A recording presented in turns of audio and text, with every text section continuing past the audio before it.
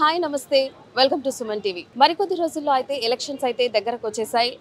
ప్రస్తుతం ఏపీలో అయితే సీఎం ఎవరు అవుతారనేది చాలా హాట్ టాపిక్ గా అయితే నడుస్తోంది. ప్రస్తుతం మనమైతే పబ్లిక్ లో అయితే ఉన్నాము. సో వాళ్ళ ఒపీనియన్స్ తెలుసుకుందాం. నెక్స్ట్ సీఎం ఎవరు అవుతారనేది, వాళ్ళకి ఎవరైతే బాగుంటుంది, ఎవరు వస్తే డెవలప్మెంట్ జరుగుతుంది అనే విశేషాలు పబ్లిక్ అడిగి తెలుసుకుందాం. సార్ మీరు చెప్పండి సార్, ఇప్పుడు నెక్స్ట్ ఎలక్షన్ అయితే దగ్గరకు వచ్చింది. నెక్స్ట్ ఎవరు సీఎం అవుతారని అనుకుంటున్నారు? ఎవరైతే బాగుంటుందని మీకు అనిపిస్తుంది? ఇప్పుడు పరిపాలిస్తున్నట్టు వైఎస్ఆర్సీ పార్టీ కొంతవరకు మంచిగా చేస్తుంది. తిరిగి మళ్ళీ అదే పార్టీ రావాలనేసి కూడా కొంతవరకు కోరుకుంటున్నాము. మంచి కార్యక్రమాలు చేస్తున్నాడు. దాన్ని బట్టి ఇంకోసారి కూడా ఆ పార్టీ వస్తే కొంత అభివృద్ధి అయ్యే అవకాశం ఉందని మా అభిప్రాయం. పవన్ కళ్యాణ్ గారు ఇక్కడ పోటీ చేస్తారు తిరుపతిలో అని అంటున్నారు. ప్రచారం అయితే జరుగుతోంది. ఒకవేళ ఆయన చేస్తే గెలుస్తారంటారా? గెలిస్తే ఎటువంటి డెవలప్మెంట్ జరుగుతుంది? లేదమ్మా, గెలిచే అవకాశం ఉండదు. ఒకవేళ పొరపాటున గెలిచినా కానీ అభివృద్ధి అనేది ఉండదు. ఎందుకంటే అనుభవం ఉండాలమ్మా. అనుభవం ఉంటేనే అభివృద్ధి చేయడానికి అవకాశం ఉంటుంది. గెలిచిపోయినంత మాత్రాన్ని నేను అభివృద్ధి చేస్తానంటే చేయడానికి కూడా అనుభవం ఉండాలి కదా. అది లేదంటే చేయను కాదు కదా.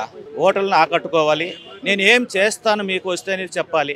అది చెప్పడం లేదు క్లియర్గా. నేను వాళ్ళతో పొత్తు పెట్టుకుంటా, వీళ్ళతో పొత్తు పెట్టుకుంటా, ఇది చేస్తాను అంటాడే కానీ నేను వస్తే ఏం చేస్తాను ఫలాని ప్రజలకు అనేది ఉండాలి. అది ఉంటే కొంతవరకు ముందుకు కొనసాగచ్చు. ఇప్పుడు చంద్రబాబు గారు వచ్చి లాస్ట్ ఛాన్స్ అని అడుగుతున్నారు. ఒకవేళ ఆయనకు వచ్చే ఛాన్స్ ఏమన్నా ఉన్నాయా? నా లాస్ట్ ఛాన్స్ అని కూడా లాస్ట్ టైం కూడా అడిగాడు. లాస్ట్ టైం ఏం చేసింది ఏం లేదు. 10 సంవత్సరాలు కానీ 7 సంవత్సరాలు ఉన్నంత వరకు కూడా ఏం చేసింది ఏం లేదు. లాస్ట్ ఫైనల్లో నేను మళ్ళా వస్తే ఏదో చేస్తానని చెప్పి పసుపు కుంకుమ అని చెప్పి అది ఫైనల్గా చేశాడు. కానీ పసుపు కుంకుమ అనేది పని చేయలేదు అక్కడ. కాబట్టి ఈసారి కూడా అసలు ఎన్నో హామీలు ఇచ్చి గాలికి వదిలేనారమ్మా. తిరిగి మళ్ళీ నేను ఏదో చేస్తాను ఏదో పొడుస్తానంటే ప్రజలు నమ్మేదానికి ప్రజలు పిచ్చోళ్ళు కాదు.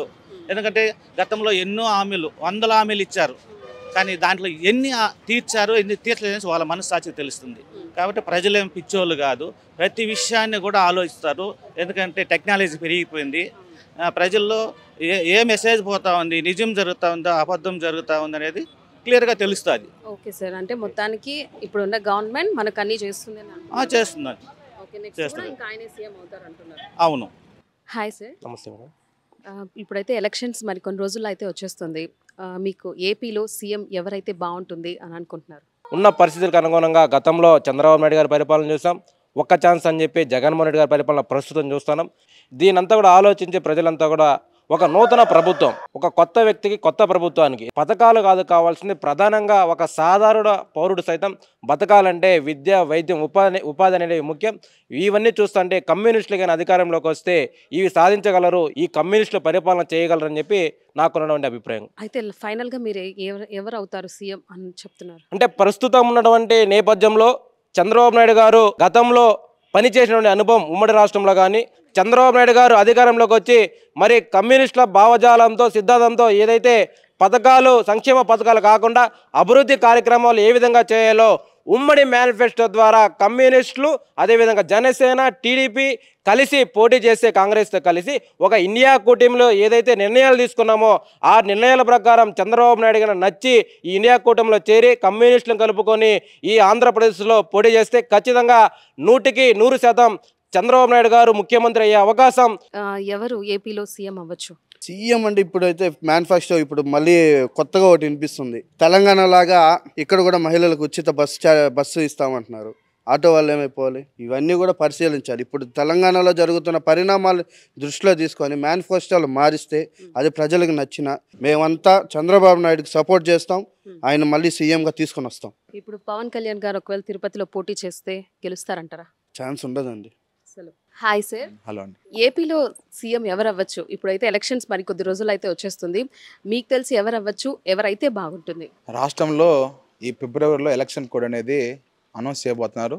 ఎలక్షన్ కోడ్ రాకముందనే అన్ని రాజకీయ పార్టీలు తమ కసరత్తు అయితే మొదలుపెట్టింది. అధికారంకి ఎవరు వచ్చినా, ఏ రాయి అయితే ఏం పళ్ళు ఉడికిన సందర్శంగా చంద్రబాబు నాయుడు గారైనా, జగన్మోహన్ రెడ్డి అయినా, బీజేపీ అయినా ఈరోజు ఏదైతే ఈ రాష్ట్రానికి ప్రత్యేక హోదా, విభజన హామీలు ఇస్తానని చెప్పిన బీజేపీ, అలాగే అనేక విమర్శిస్తానని చెప్పిన బీజేపీ, ఇదే తిరుపతికి వేదికగా వచ్చి అనేక హామీల వర్షం కురిపించిన ఈ బీజేపీ గవర్నమెంట్కి ఈరోజు పార్లమెంట్లో వైసీపీ ఖచ్చితంగా సపోర్ట్ చేస్తుంది.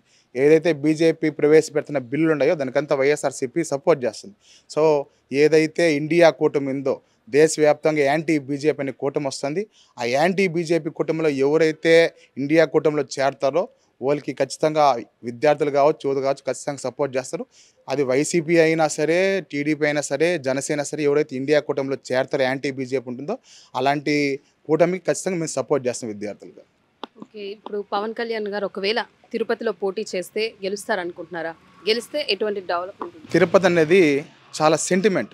ఈరోజు తిరుపతిలో ఎవరైతే ఎమ్మెల్యే అభ్యర్థిగా గెలుస్తారో వాళ్ళ పార్టీ కూడా ఈరోజు రాష్ట్రంలో అధికారంలో వస్తుందని చెప్పేసి ఒక చాలా సెంటిమెంట్. ఊహాగానాల ప్రభుత్వంగా పవన్ కళ్యాణ్ గారు జనసేన తరపున తిరుపతిలో పోటీ చేస్తారని చెప్పేసి ఊహాగానాలు వస్తున్నాయి. సరే, ఏది ఏమైనా ఒక పక్క ఆయన సామాజిక వర్గ ఓట్లు ఎక్కువ ఉన్నాయి. అలాగే పవన్ కళ్యాణ్ అంటే కొద్దిగా అభిమానించే వ్యక్తులు ఉన్నారు. అలాగే టీడీపీతో కలిసి వస్తే ఖచ్చితంగా పవన్ కళ్యాణ్ గెలిచే అవకాశం ఉంది. కానీ తిరుపతి ప్రజలకు కొద్దిగా భయాందోళన ఉంది. ఏంటంటే గతంలో చిరంజీవి గారు పోటీ చేసినప్పుడు సొంత ఊర్లో ఓడిపోయినా కూడా తిరుపతి ప్రజలు ఆదరించి చిరంజీవి గారిని గెలిపించారు. ఆ విధంగా మళ్ళీ ఎక్కడన్నా ఒకవేళ పవన్ కళ్యాణ్ గారిని గెలిపిస్తే మళ్ళీ వాళ్ళు అన్న చేసిన సందర్భంలో మళ్ళీ చేస్తారేమని కొంతమంది చిన్న స్థాయిలో ఒక బాధ, భయం అనేది తిరుపతి ప్రజల్లో ఉంది. సో ఏదైనా గట్టిగా నిలబడి పవన్ కళ్యాణ్ గారికి ప్రయత్నిస్తే ఖచ్చితంగా పవన్ కళ్యాణ్ గెలిచే అవకాశం ఉంది తిరుపతిలో. నమస్తే సార్. నమస్తే అమ్మా. సార్, మరి కొద్ది రోజులు అయితే ఎలక్షన్స్ అయితే వచ్చేస్తుంది. నెక్స్ట్ ఏపీలో సీఎం ఎవరు అవ్వచ్చు అనుకుంటున్నారు? ఎవరైతే బాగుంటుంది అనుకుంటున్నారు? ముఖ్యంగా కమ్యూనిస్టులు అయితే పరిపాలన బాగుంటుంది అనుకుంటాం. ఇప్పుడు పవన్ కళ్యాణ్ గారు ఒకవేళ తిరుపతిలో పోటీ చేస్తే ప్రచారం అయితే జరుగుతోంది. ఒకవేళ చేస్తే గెలుస్తారంటారా? గెలిస్తే డెవలప్మెంట్ ఎలా ఉంటుంది? ఖచ్చితంగా పవన్ కళ్యాణ్ కొద్దిగా అతను జనాల దగ్గరగా ఉండాలని ఆలోచన కలుగుతున్నాడు. ఇప్పుడే చూడలేం అతను పరిపాలన అంటే తిరుపతిలో గెలిస్తుంటే కమ్యూనిటీ బాగుంది. ఖచ్చితంగా వాళ్ళ అన్న కూడా పోటీ చేశాడు, ఇక్కడ గెలిచాడు. కానీ కొద్ది రోజులకు వెళ్ళిపోయాడు. అదొక ఇబ్బంది తప్ప పవన్ కళ్యాణ్ అంటే సిన్సియర్ లీడరు వస్తేనే తిరుపతిలో బాగుంటుంది. పవన్ కళ్యాణ్ నిలబడితే, ఎందుకంటే టీడీపీలో కూడా అనేక మంది కొట్లాడుతున్నారు. 10 మంది దాకా ఎమ్మెల్యేలు కొట్లాడుతున్నారు. ఇంకో తెలివిగా చంద్రబాబు నాయుడు గారు పవన్ కళ్యాణ్కి చేసి ఇబ్బంది ఉండదు అనుకున్నాడు. కాబట్టి పవన్ కళ్యాణ్ బెస్ట్ తిరుపతి. ఓకే, ఇక్కడైతే ఆయన సీఎంగా అయితే చంద్రబాబు నాయుడే. నమస్తే సార్. నమస్తే సార్, ఎలక్షన్స్ అయితే మరి కొద్ది రోజుల్లో వచ్చేస్తుంది. నెక్స్ట్ ఏపీలో సీఎం ఎవరు అవుతారు అనుకుంటున్నారు? ఖచ్చితంగా ఉమ్మడి అభ్యర్థిగా చంద్రబాబు నాయుడు గారు సీఎం అవుతారు. దాంట్లో ఎటువంటి డోకా లేదు. ఇప్పుడు పవన్ కళ్యాణ్ గారు తిరుపతిలో పోటీ చేస్తారని ప్రచారం జరుగుతుంది. ఒకవేళ ఆయన చేస్తే గెలుస్తారంటారా? తిరుపతిలో పవన్ కళ్యాణే కాదు, ఇంతకు ముందు రామారావు గారు కొత్త పార్టీ పెట్టినప్పుడు ఆయన నిలబడ్డాడు, ఆయన గెలిచాడు. వాళ్ళ అన్న పార్టీ పెట్టాడు, వాళ్ళ అన్న ఇక్కడ నిలబడి గెలిచాడు. ఈరోజు పవన్ కళ్యాణ్ నిలబడ్డా కూడా గెలుస్తాడు. ఎందుకంటే వాళ్ళ సామాజిక వర్గం తిరుపతి నగరంలో ఎక్కువ ఉంది కాబట్టి అవి ఎక్కువ అవకాశాలు ఉన్నాయి. ఇప్పుడు ఫైనల్గా అయితే చంద్రబాబు గారు అంటే వాళ్ళకి ఇంకా అభ్యర్థి చెప్పలేదని అంటున్నారా? అవును, అది తిరకాస్తుగానే ఉంది. వాళ్ళు పార్టీ అధ్యక్షులే. ఇప్పుడు పార్టీ అధ్యక్షులు అటు చంద్రబాబు నేను సీఎం అని చెప్పలేదు, అటు పవన్ కళ్యాణ్ నేను సీఎం అని చెప్పలేదు. కింద చాలా మంది చాలా రకాలుగా మాట్లాడుకుంటారు. అయితే టీడీపీ ఛాన్సెస్ ఉన్నాయి అంటారు? అంతే, 90%. చెప్పండి సార్, నెక్స్ట్ సీఎం ఎవరైతే బాగుంటుంది, ఎవరు అవుతారు మీకు తెలుసు? అమ్మా, నేను MRPS national general secretary Varadarajulu నా పేరు. గత 30 సంవత్సరాలుగా కూడా మేము ఎస్సీ వర్గీకరణతో పాటు రాజకీయంగా కూడా మా సామాజిక వర్గం రావాలా, వాళ్లకు సీట్లు కేటాయించాలా, ఇట్లా వర్గీకరణతో పాటు అన్ని రాజకీయ పార్టీల్లో కూడా ఏ పార్టీ అయితే మాకు సమానమైన అసెంబ్లీ స్థానాలు కావచ్చు, పార్లమెంటు స్థానాలు కావచ్చు, మాకు ఎస్సీ రిజర్వ్డ్ స్థానాల్లో సమానంగా ఇవ్వాలని ఒక డిమాండ్తో అయితే మేము పోరాటాలు కొనసాగిస్తూనే ఉన్నాం. కానీ అందులో ఏది కూడా మాకు ఫలితాలు లేని కారణంగా చాలా మా సామాజిక వర్గం మొత్తం కూడా చాలా ఇబ్బందికి గురవుతున్నాం. ఉమ్మడి రాష్ట్రంగా ఉన్నప్పుడు ఎన్టీ రామారావు అప్పటి ముఖ్యమంత్రి గారు మా సామాజిక వర్గానికి అంత ఎంతో సీట్లు కేటాయించి చిత్తూరు జిల్లాలో పట్నం సుబ్బయ్య అనే అతనికి 3 పర్యాయాలు టికెట్లు ఇచ్చి ఆయన గెలిపించుకొని ఆయన మంత్రివర్గ స్థానంలో కల్పించినటువంటి మహానుభావుడు. తర్వాత కూడా మేము అసెంబ్లీ స్థానాలు కావచ్చు, ఎంపీ స్థానాలు కావచ్చు, మేము పార్టీల వైపు ఎంత చొరబడినా కానీ మాకు కేటాయింపులో శూన్యమే జరుగుతూ ఉంది. కాబట్టి ఇప్పుడున్నటువంటి విషయాలు తీసుకుంటే మా సామాజిక వర్గంలో ఆంధ్రప్రదేశ్ విడిపిన తర్వాత 29 అసెంబ్లీ స్థానాలు రిజర్వ్డ్ స్థానాలు ఉన్నాయి, 4 ఎంపీ స్థానాలు ఉన్నాయి. దీంట్లో 15 స్థానాలు రాష్ట్ర వ్యాప్తంగా కూడా మాకు 15 స్థానాలు అసెంబ్లీ స్థానాలు కేటాయించాలి, 2 ఎంపీ స్థానాలు కేటాయించాలి. మా సామాజిక వర్గానికి సీట్లు కేటాయించి ఏ పార్టీ అయితే మమ్మల్ని రాజకీయంగా వాడుకునే దానికి సిద్ధపడతారో ఆ పార్టీలకు మేము గుర్తింపిస్తాం, ఆ పార్టీలకు మేము పనిచేస్తాం.